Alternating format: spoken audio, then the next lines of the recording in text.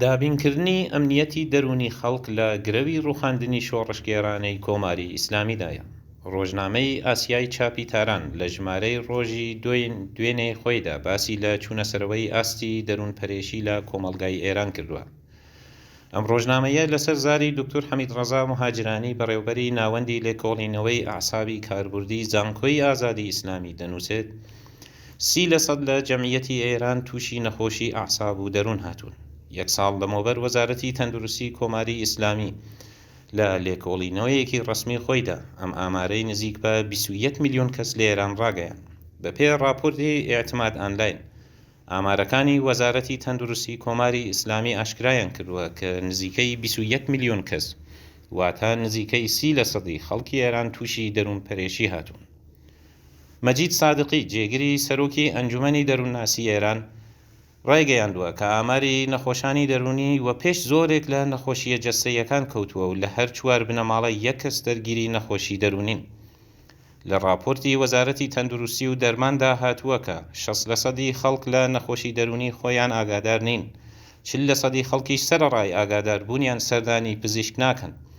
هەرم ئامارەی وەزارەتی تەندروستی دەرخەری ئەوەیە کە واقعیەت لەوەی کە ئامارە ڕەسمی و دەوڵەتیەکان باسی لێ دەکەن دڵتەزێنتر و کارەسات بارترە، چونکە تەنیا بەشێک لەو کەسانەی وا نەخۆشی دەرونیان هەیە سەردانی پزیشکی دەرونی و دەروونناسان دەکەن. دکتۆر ئیرج خوسرەونیا سەرۆکی کۆمەڵگەی پسپۆرانی ناوخۆی ئێران دەڵێت کاتێک 30% خەڵکی ئێران نەخۆشی دەرونیان هەیە، بێگومان 30% نەخۆشەکانیش دەبێت بۆ ئەم نەخۆشانە تەرخان بکرێت. ئەوەش لە حاڵێکدایە کە ژمارەی پزیشکانی دەرونی لە سەرتاسەری ئێران ناگاتە 2000 کەس و ئەم ژمارەیە زیاتر لە تاران و شارە گەورەکان کۆبوونەوەتە. سەرەڕای ئەوەی کە بە شێوەی گشتی فەرهەنگی چوونە لای پزیشکی دەرونی لە ئێران لاوازە، لە هەمان حاڵیشتا دەستڕاگەشتن بۆ زۆربەی خەڵکیش دژوارە. پەرەسەندنی شەڕاشۆیی و تووڕەیی، دڵەڕاوکێ و خەمۆکی، شاد نەبوون و لە خۆ نامۆبوون، خۆکوژی و هیتر هەر هەموویان ئاکامی ڕاستەوخۆی ئەم بارودۆخان. ڕۆژانە لە ئاستی شاردا خەڵک بە خاتری تەسادوفێکی سادە لەگەڵ یەکتر دەست بە یەخە دەبن و تەنانەت هێندێک جار قەتڵیش ڕوودەدات. پرسیاری گرنگ لێرەدا ئەوەیە کە بۆچی کۆمەڵەی ئێران تووشی وەها بارودۆخێک بووە؟ بێکاری، نەبوونی ئەمنیەتی پیشەیی، هەژاری بێسنوور، بەدخۆراکی، نەخۆشی کۆڕۆنا و گەلێک هۆکاری دیکە دەتوانن بۆ شیکردنەوەی پەرسەندنی وەها دیاردەیەک لە ئاست کۆمەڵەی ئێراندا باس بکەین. بەڵام بوونی هەموو ئەم هۆکارانەش ئەم ئاسە لە بەرینایی دەروونپەرێشی لە ناو کۆمەلگای ئێراندا لێ ناکاوێتەوە.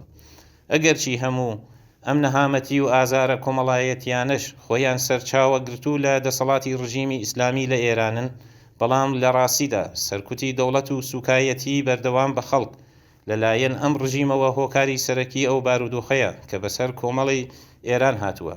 کاتێک لە شوێنی گشتی و لە بەرچاوی منداڵان مەحکومانی بێدادگاکان لە سێدارە دەدرێن، کاتێک لە بەرچاوی خەڵک دەست دەکەن بە شەلاق لێدانی مەحکومان، باوکێکیش پەیدا دەبێت کە بەداست سەری ڕۆمینای کچی ببڕێت و پاشان بە پاساوی ئەوەی کە سەرپەرستی کچەکەیە لە سزا دەرباز بێت.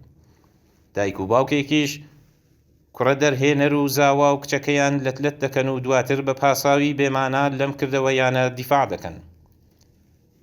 دکتۆر نورئیمان قەهاری لەم پەیوەندیەدا دەڵێ خەڵک بۆ هەبوونی ئەمنیەت لە ئازادی دەگوزەرێن، بەڵام بە بەهای لە خۆنامۆبوون بۆ دەسەڵات خەڵکێک کە لە ناخۆمۆبوون وە لە گەڵیان بە شێوەی جەماوەری سوکایەتی پێکراو هەڵسوکەوت دەکرێت ئاسانترە. ناوبراو ئەو پرۆسەی فێربوونی بێتوانایی ناو لێدەنێت کە خەڵک تێیدا بە شێوەی گشتی دەکەنەوە حاڵەتی ناچالاکیەوە و بەبێ ئەوەی کە بزانن کەی و چۆن دەبنە کەسێکە لە پێشتا نەبوون. دەبنە کەسانێکی دوولایەن کە ڕەفتاری کۆمەڵایەتی و ناوماڵیان یەک نییە، لە دەرەوە لە بەرامبەر یاسا و دەوڵەتدا تەسلیمن و لە پەیوەندی تاکە کەسیشتا تووڕە و شەڕاشۆن. پاش چواردەیە لە زاڵبوونی دەسەڵاتی ئیسلامی بەسەر ئێراندا پتر لە هەموو کاتێک سەلامەتی دەرونی و جەستەیی خەڵک و کۆمەڵ لە گرەوی ڕۆخاندنی ئەم ڕژیمە و کۆتایی هێنان بە نیزامێکدایە کە لە بەرچاوی خەڵک ئەشکەنجە و ئێعدام دەکات. لە مەدرسەکان، لە رادیۆ و تەلەڤیزیۆن و لە تۆڕە کۆمەڵایەتیەکاندا ستایشی توندوتیژی مەزهەبی دەکات. دەسەڵاتێک کە پتر لە 70% خەڵکی بردووەتە ژێر هێڵی هەژاریەوە، بێگومان لەسەر وێرانەکانی ئەم نیزامە دەکرێت نیزامێکی ئازاد، خۆشبژی و بەرابەر، سێکولار، دژە هەڵاواردن و دژە توندوتیژی دابمەزرێت کە سڵامەتی جەستەیی و دەرونی خەڵک و کۆمەڵ دابین و زەمانەت بکات.